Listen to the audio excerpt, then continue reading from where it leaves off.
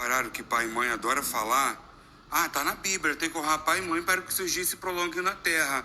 Mas eu acho que todo pai e mãe esquece de ler a parte ali que está na Bíblia que fala: mas não despertais a ira dos seus filhos.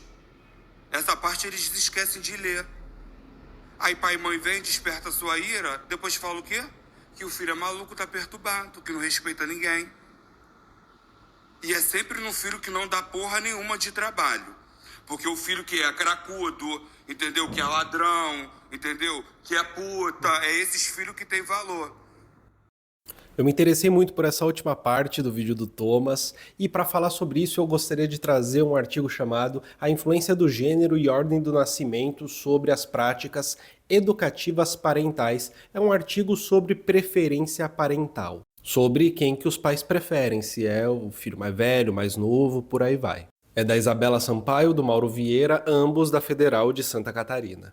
E eu sou Vinícius Siqueira, sou mestre e doutorando em Educação e Saúde pela Unifesp, e aqui eu falo de análise do discurso e teoria social. E eles fizeram uma pesquisa interessante, abordando 322 adolescentes entre 13 e 17 anos. A maioria mora com os pais, tem entre 1 ou 2 irmãos, e eles são provenientes de 1, uma escola de alto padrão, 2, uma escola estadual, e 3, uma ONG que ajuda ali crianças de baixa renda.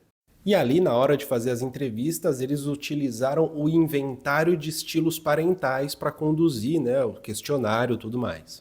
E a pergunta deles é: será que existe uma preferência que se dá, que é percebida pelos adolescentes e que se dá por gênero ou pela ordem ali de nascimento? E aí eu acho que a primeira coisa legal a se dizer é que há uma percepção dos adolescentes que sim, existe uma diferença de tratamento entre os diferentes irmãos, seja o primogênito, né, o mais velho, o primeiro a nascer, seja o caçula, o último a nascer, e também de acordo com o gênero, se for menina, se for menino. E aqui é interessante perceber que os adolescentes percebem que principalmente os pais e não as mães têm uma preferência maior por um dos filhos, mais fácil de ser observada. E geralmente quem mais percebe isso são as meninas do que os meninos. Quem mais apresenta isso, né, como uma percepção são as meninas.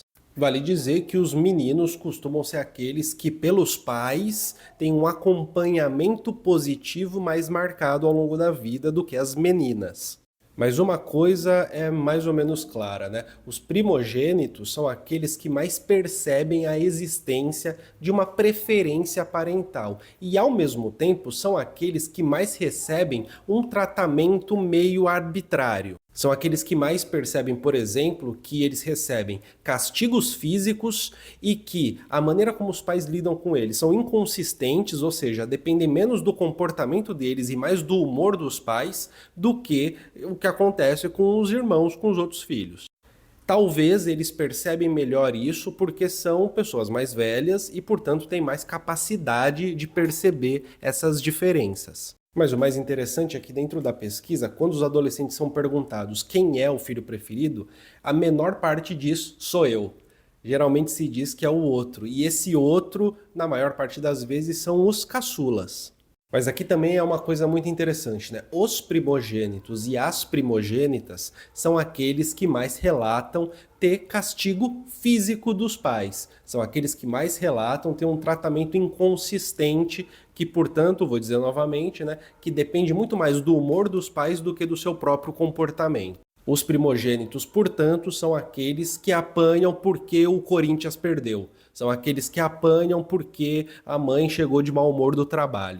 São aqueles que apanham porque tem que descontar a raiva em alguém e, bom, vai você mesmo. E aí é muito interessante isso, porque a consequência é uma dificuldade de se compreender padrões morais, valores morais, de se conseguir lidar com a autoridade, de conseguir, enfim, conviver em sociedade de um jeito melhor. Mas também os primogênitos e as primogênitas são aqueles que recebem um tipo de monitoria mais negativa, uma monitoria mais restritiva, mais controladora, que impede, de certa forma, o desenvolvimento da convivência, da autonomia de maneira plena. Um controle exagerado com baixo envolvimento afetivo. E aqui o cruzamento do gênero e da ordem de nascimento é claro, são as primogênitas as mais controladas.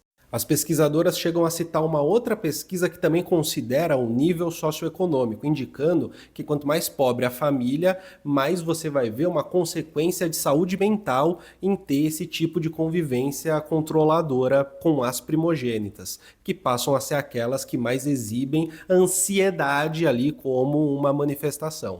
As autoras do artigo chegam a citar uma certa inexperiência dos pais e que talvez por isso eles aplicam com mais frequência castigo físico aos filhos e filhas mais velhas, mais velhos, né? Essa inexperiência, essa coisa de que não teve alguém para conscientizar, para ensinar.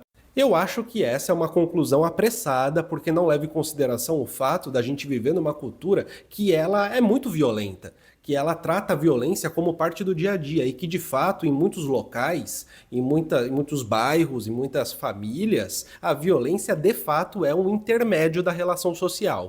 Porque o autoritarismo é uma característica da família tradicional.